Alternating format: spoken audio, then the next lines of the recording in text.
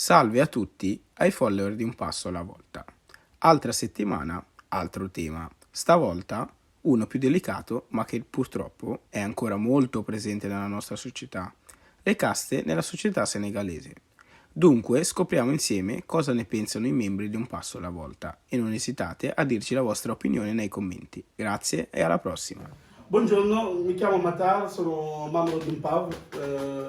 ñoo ngi ñëw di wax si ni nga xamante histoire de caste yi nga xam ne moom la ñu am si suñu ni nga xamante société yu nga xamante yu tey yi nga xamante dañoo seetlu ni dafa nekk ci Sénégal te nekk si ni nga xamante Afrique bi yëpp nonostante ñu jugee Afrique ñëw fii commencé am Europe dañuy gis ni ni nga xamante bàyyiwuñu ko quoi te am na yenn cas yoo xamante ni war nañ ko xoolaat war nañ ko xoolaat bu baax parce que gënante je crois que si kii la quoi si ay si ñu côté fàtti la mais c'est du ay ñu côté sant quoi loolu laa bëgg a wax. Salaamaaleykum, maa ngi tudd Maguette Gueye bokk ci Un Passo alla Volta. Ci affaire caste io non sono assolutamente d'accordo. Par affaire mariage yi sax mais da ngay gis mère yi naan géer bi duma lett parce que day dagg sama karaw wala kii jiguma eccetera. E penso che sia talmente sbagliato che am na ay fii surtout ci xale yi jigéen ñi ay parents yoo xamante ne dañ leen di terroriser xam nga bañ nekk xale ñu naan leen yem si dañ leen may seen doomu bàjjan seen mbokk così e penso che sia sbagliato cioè waxuma ñu bañ a séyante ak mbokk però mën nga seet benn géer boo xamante ni moo la nuñ koy waxatee moo dàkk sëy sax ki la gën a jege e quindi penso che sia molto sbagliato. Salaamaaleykum, man la Sidi Demba bokk ci comité Un Passo alla Volta. Thème bi am na solo quoi parce que lii dafa nekk benn facteur boo xamante ni dafa bokk suñu culture bu récurrent depuis des siècles mun nañ ko wax quoi te loo xamante ni daf ñuy topp. Génération bu ñëw da koy jël à sa manière xool nu mu ciy kii mais du ci génn loolu dañ koy wëyaale di ko yóbbu fu nekk fu sénégalais tukki wala beneen xeet te dara gënul metti nga gis nit bëgg ko mu bëgg la mu am benn kal boo xamante ni lu dul bokkoo leen xeet wala benn kenn ci société bi dafa jàpp ni xeet bi moo gën kay donc loolu ñu koy yóbbu depuis des siècles di ci xeex boobu ba léegi ñun bu ñu nee nekk ay jeunes di ci xalaat di ci waxtaanaat te mënuñu am solution dafa jot ñu gën ci waxtaan mën a xam waaso yooyu noonu nu ñuy def ba di mën a sëy sans pour autant ñuy am ay problème. Salaamaaleykum, man la Amadou Seydi Ba bokk ci comité Un Passo alla Volta. Thème bi nag am na solo parce que neex na ma lool parce que dama kaa dund personnellement amoon na benn xale bu jigéen bu ma doon génnal bëgg ko mais à final mesure dañoo dem ba parents yi ñoo bari relation bi parce que affaire de caste mooy loolu. et ba ma demee ba ci biir samay xarit naan ma continuer booy mooy loolu bu bàyyi mu sedd ma ne leen nag du question affaire de bëgg ndax sama dignité laa am te damaa dem ba ne ku ma xeeb ko affaire de bëgg laa teg de côté nag. Salaamaaleykum, maa ngi tudd Moussa Thiam mais faccio parte di Un Passo alla Volta. Man ci wàllu caste bi non lo trovo una cosa negativa ndax loo xam ne nii seen maamaati maam ñoo fi nekkoon di ko def mu jig leen quindi non vuol dire che per forza a te non deve andare bene. È una cosa personale, loo xam personnel la quoi comme takk jabar personnel la say parents mën na la demal fii ndax boo demee fii kat li ngay wër mën nga na faa am ndax say mbokk lañu sa yéen a bokk caste comme ni nga koy waxee la ngay wër ci mbedd bi mën nga kaa gis fii nii ci kër gi nii quindi una scelta personale nga dem boo ko fa gisee meglio per te.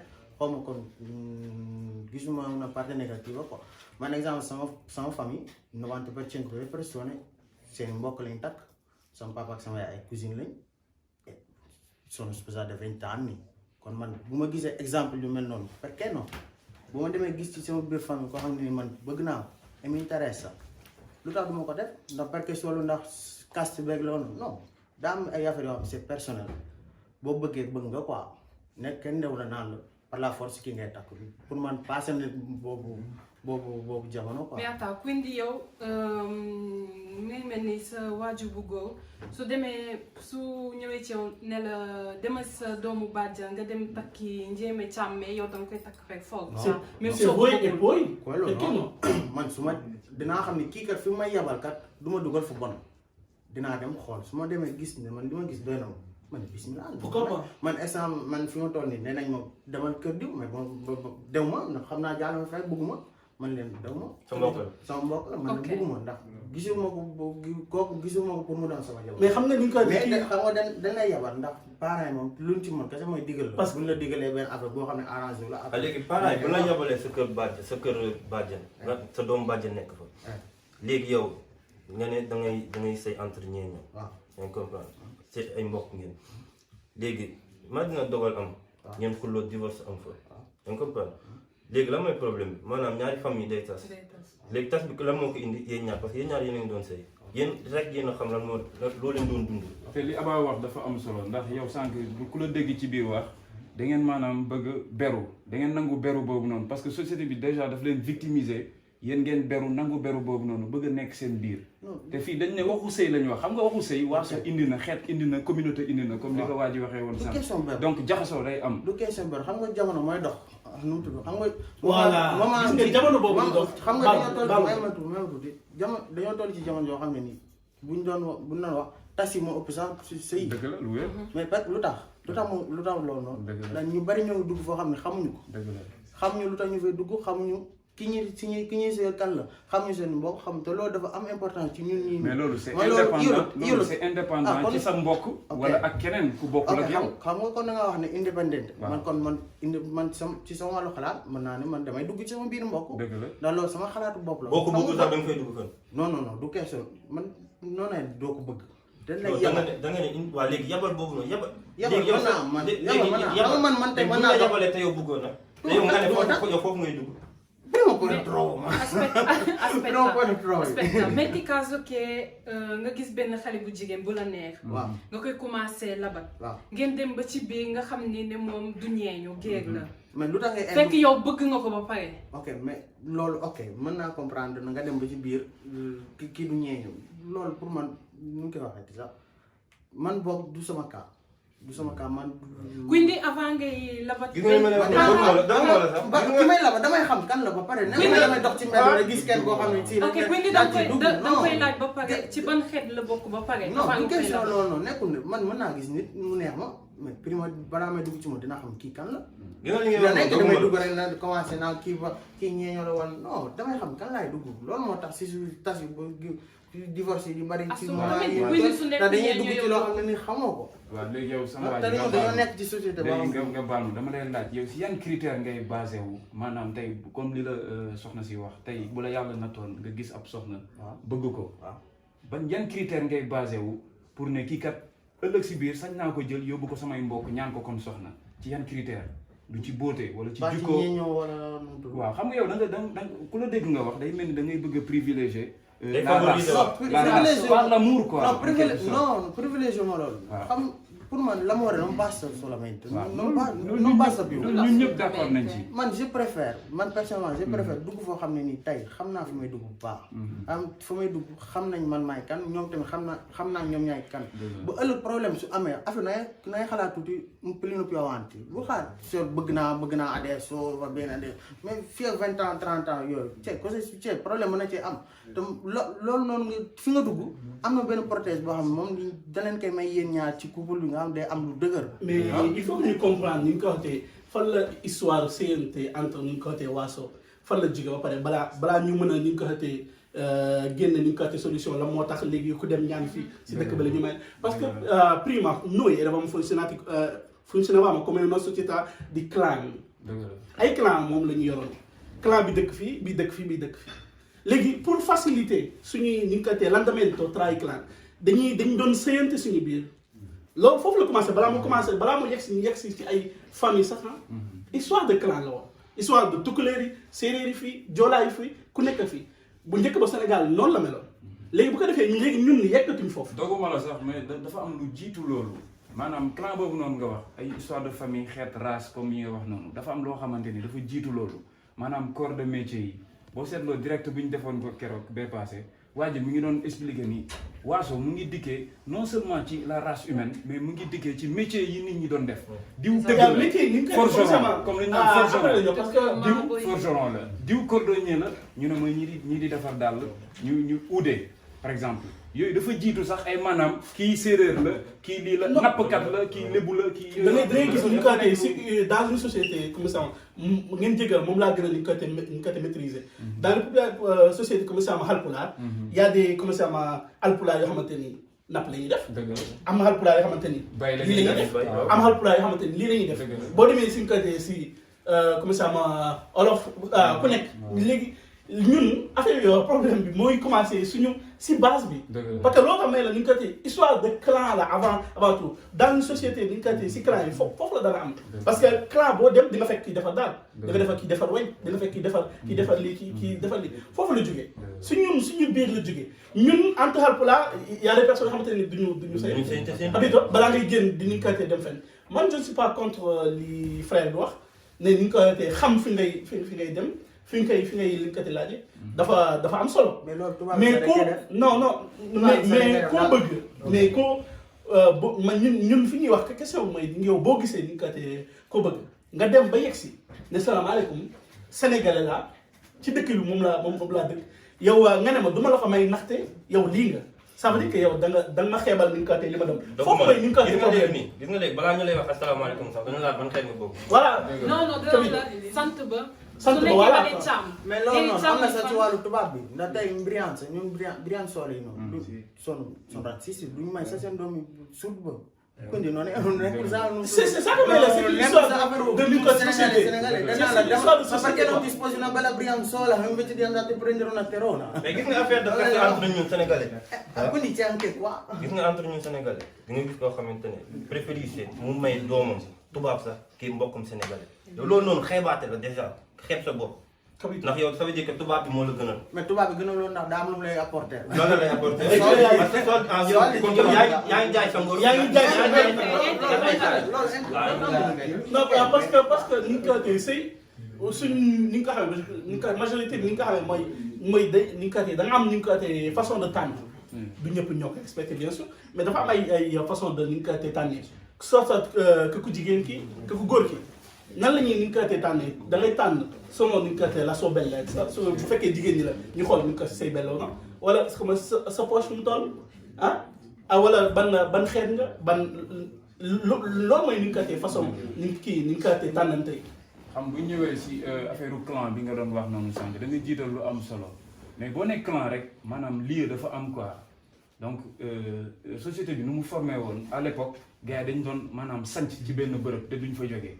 léegi jaxasoo am na ñi nekk clan amatul parce que fu mu toll nii l'avenir appartient au métissage yow mën nga am jabaru chinoise suba donc jaxasoo am na tukki am na te loolu on était fixe ay population la woon ay xeet yoo xamante ni ils étaient fixes dañoo toogoon mais léegi seen doom yaa ngi tukki ñu ngi dem fu ne yow gisoo ni loolu maanaam su ma tënkoo fenn ne man ñeeñoo laa rek ñeeñoo laay séyal pour éviter am problème. comme ni ma la ko waxee. loolu déjà mariage yow déjà yaa ngi éviter. sama cousine jëkkëram nu mu tudd anglais la. ok mais nag quand même non è che per forza mais scelta la. è una scelta mais scelta mooy li nga doon wax sax maanaam daal nu ko emporter. non bro xam nga man fi ma waxee mooy scelta boobu ma koy wax à niveau personnel. bañ koy may sama bu ko ñëpp xalaatee. mën naa la wax ne la xooluñu affaire xaalis bañ koy may. ñun man boog sama famille xooluñu xaalis bañ koy may bëgg na ko bëggante nañ ñu may leen baax na day fa nekk di xëccoo ceeb. gis nga affaire mariage bi ngay wax na man am naa sama benn koo xamante xam naa ko miin naa ko ci dëkk bi la nekk tam ku mu doon génn comme man mais kooku dafa dem ba affaire de mariage pour takk mais ñu ne duñ ko may fi am lu mu def doom judd na fa léegi kan mooy problème bi doom bi parce que doom am na fa léegi cee am ni innocente man dama naan ñaari nit bu ñu demee ba bëggante doom judd na fa may leen mais fi mu toll nii ba léegi mayu leen. Mais secondo me con la nostra generazione secondo me dina gën a wàññeeku. est-ce que xam ne lu tax du wàññeeku secondo me. ndax parents yi ñoo nekk ci ginnaaw. esatto però aspetta non mais yow boo jëlee sa doom perché noi tamit facciamo mais sa papa mooy dem naa ni. loolu léegi da ngay teggi sa ndigal. yow boo dem ba jur sa doom yow yaay maye quoi yow boo dem ba jur ñun sa doom sa doom la sa doom maanaam di man sama doom nga ko éduquer foo xamante ne maanaam ok lu takk bu amee nga naan nag ceeb bul ko dugal ci yoo xam ne affaire de caste wala dara ndax loolu ala kulli yàlla dina jeex. Attends, però tamit ñun aspetta, noi giovani tamit yenn saa yi facciamo un errore parce que da ngay dund ak kenn 2 anni nga xam bu mu wax ay affaire u mariage te yow xam nga ni say parents bëggul nga nekk ak keneen nga nekk ak moom 2 anni 3 anni nga xam bu mu wax ay affaire u takk. loolu affronter problème bi quoi. Esatto, nga doog a dem présenter i suoi genitori ne leen après ñu ñëw ne la non duma la may sama doom parce que lii nga cioè man alhamdulillah mi sento fortunata parce que non ho genitori che hanno questa mentalità man ñeeño la te suñu biir famille am nañ tukuloo am nañ naar am nañ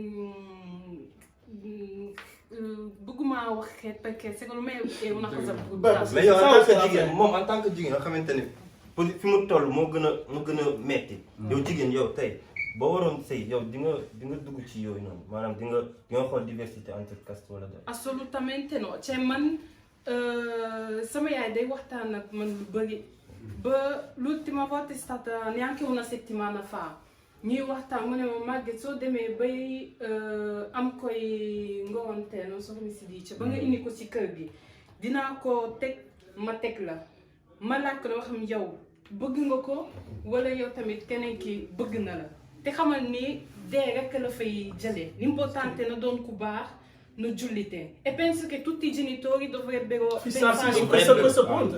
Esatto, però am na ñoo xamante ni tamit dañuy topp mi ngi may 2 genitori ñoo xamante ni dañ leen def mariage forcé dañuy bëgg tamit seen doom parce que sénégalais moo tamit dañuy bëgg a yilif seen doom yilif seen sët yi seen sëtaati sët yi cioè non so come spiegarlo. gis nga suñu mbokk njaago yi njaago bu xasee bu bëgg na jaral na ko tuub dëgg la dem bay sëy koo xamante ni bokkoo na religion mais mu tuub. dëgg la ki ma lay wax Maguette dafa wax lu am solo quoi parce que revenons ni ñun tamit nit ki buñ ne valeur religion day dugg quoi te buñ ne religion ñun sénégalais dañu tàmm quand la culture nous va bien dañuy jiital culture fàtte religion te bu ñu jékki-jékkee ñu bëgg ñu taxé ni ñu xam ne dañoo xaw a génn xeet wala gëmuñu yàlla trop ñu indi ni non nous sommes 95% de musulmans donc quand est-ce que la religion nous va bien sànq wax nga ko li am solo wala xaj karam naa yaa bani aadama donc doomu aadama boo ko jiitalee te boo nangoo li yàlla wax ci aaye boobu noonu inna akramakum indallahu atqaakum ki gën ci yéen mooy ki gën a ragal yàlla donc foofu noonu xeet waaso yépp wàccee nañ ko yow man maay yow yaay man kii mooy kii donc mun nañ jaxasoo mun nañ dem fu nekk man pour man société bi dañoo tënku maanaam trop à la base ci ay culture ay affaire de xeet te fàtte ni ñun doomu aadama bi bani aadama bi moo am solo. non mais xam nga affaire bi ni ñu koy defee fi mu daa am yenn comme ça idéologie yoo xamante ni durant ni ñu ko defee si temps bi dañ ko war a comme ça révolutionner war a gën ko comme ça évoluer. mais dina yéex trop. non mais c'est possible le fait que ñu toog nii am suñu âge ñu di ci ni ñu ko defee waxtaan ça veut dire que y a le débat bu fekkee ni comme ça y a le débat ça veut dire que. solution mën na ñëw parce que man je ne suis pas contre lépp lu mu wax. parce que affaire bi dafa ne li tax ñu kaa nekk nga xam yow nga xam fi nga jógee. xam boo xamante ni quand y a un problème la moo tax bu njëkk ba suñu je dirais suñu ni kate maam yi. ñuy sëy 50 ans et par ça. mais attends parce que Moussa doon na wax léegi mariage yi divorce yi dafa bëri. mais am na ñoo xam ne dañ leen di mariage forcé pour ñu takk seen cousin wala seen cousine mais ku bëggul doo ko sëyal. mais foofu laa jëm parce que kii moom moo changé parce que bëgguma pointer ni ñu ko tee du doigt. mais ñun ni ñu ko tee génération bi ñëw ni ñu ko tee avant ñun ils ont compris que ni ñoom mag yi dañ leen bàyyi noonu loolu pour que ñu sëy seulement ci seen biir et c'était pas pour ça. c'était que pour commencer ma gën a avicinaare ni ñu ko tee lien yi c'était pour ça. léegi ñun ñoo war a ni ñu ko tee révolutionnaire ni ñu ko tee pensée bi xam ne du nekkul lépp lu ñu ko tee mauvais la ñu xam ne am na yoo xamante ni ay mbir yoo xamante ni lu baax la ci. ñu teewaat ko si yow ku bëgg see sa mbokk. tant mieux. ku bëgg see keneen tamit ñu bàyyi la ni ñu ko tee nga am ni ñu ko tee sa shelter. ñun foofu la ñuy wax shelter bi nga xamante ni moom la ñu ni nga koy confisquer yenn xale yi que ñu ngi koy ñu bàyyi ci xel quoi parce que nit ki boo ko tegee foo xamante ni mu di fa sëy surtout ni nga koy soxna yi parce que mbir mi nu mu mënti demee dina métti si ñun mais si ñoom la gën a métti yow nga jël ko jigéen kii parce que xam nañ tamit lu ñu mënti wax suñu ni nga koy société yi jigéen ñi dañ leen a teg si point boo xamante ni du noonu la ko yàlla waxee dañ leen di forcer à faire beaucoup de choses yoo xamante ni bëgguñu ko léegi imagine nga jël soxna benn xam benn soxna nga yóbbu ko comme mu sëyi ci benn kër boo xamante ni nga yóbbu ko fa à 17 ans 18 ans 20 ans lu mu mënti doon mu sëy fa ba am fa yenn at yi musul bëgg ni nga ko waxee ku muy sëy yow nga yaakaar ni nga ko waxee psychologiquement il commence à me traumatiser à vie c'est traumatisé à vie am na suñu maam yoo xamante ni so traumatisé à vie la yooyu loo xam loolu war nañ ci bàyyi xel quoi ñu wax ak ñun suñuy géniteurs yi suñu maam yi ñu bàyyi ci xel parce que société bi dafa commencé à avancer li tax li démb mbir moom mu amoon ñu seen suñu biir ak li tax tey ak li xew tey c'est pas la même chose quoi. Moussa li mu doon wax sànq ci mariage yu maanaam divorce yu bëri maanaam mariage forcé moo ko indi. non tutto. Secondo me sì. Anche. Ci jamono ji génération bi ci la ëppee na. Mariage forcé pour man è una piccola parte. Perché una piccola parte? Ndax cioè mariage forcé pour man nekkul foofu ndax fii nii. gis è uno delle è uno mais motivo gën a bari motivo. Mariage forcé am na ci. am na ok mais una piccola parte. Man loolu laay wax. ok mais am na mais una piccola parte mais divorce bi lu mu gën a bëri mooy ñu bari dugg nañ foofu xamuñu ko. non je ne pense pas que je ne pense pas non. man ci li ma gis boobu ci li ma mbir mi mooy ni nga xamante dañoo wala boog ñi takk mataguñ pour takk wala ñuy sëy nangu ko ñu yilif leen. alors noonu la fa dem parce que société bi suñu mentalité dafa dem ba ni nga xamante changé ni ñu doon xoolee jigéen il y a 10 ans ak ni ñu koy xoolee tey ni nga xamante bokkul jigéen ni ñu doon xoolee dans 10 ans ak ni ñuy xoolee tey ni nga xamante c'est pas la même chose. amatuñu ni nga xamante background après sëy maanaam ni nga xamante y avait la famille ni nga xamante famille ku góor ki famille ku jigéen ñu dëggu nag je ne parle pas de ku nekk di xobal sa ni nga xamante parti ñu dëggu ñu mën a ni nga xamante jàppale xale yi ni nga xamante ñu sëy quand y a problème ñu nga xamante ñu résoudre ko sans que mu ni nga xamante enflammé wu dans si loo xamante ni mën na ñàkk pour man loolu la ñu manqué mais pas parce que dañu dem dugub mais Haalpulaar ñu ngi sëy seen biir séeréer ñu ngi sëy seen biir ba léegi tamit am ñu ngi ko tey ñu tas. ñu ngi sëy seen biir tamit am ñu tas. Moussa non a tort parce que li mu wax tamit ci benn côté dëgg la fii ñun jeunes yi dañoo xaw a yàkkamti ci benn côté. non prendiamo il tempo necessario. moo tax may la background xam sa vis-à-vis. moo tax may la background de sëy. te dafa am lu grave tamit loo xamante ne dafa am. amatuñu culture boo xamante ni dañuy defaraat maanaam réparer. léegi ñun bu demee. kasa looloo tax nag man ma préfère dugg sama mbir foofu sama mbir moom. effectivement fi ñu loolu laa bëgg nga def sa xel.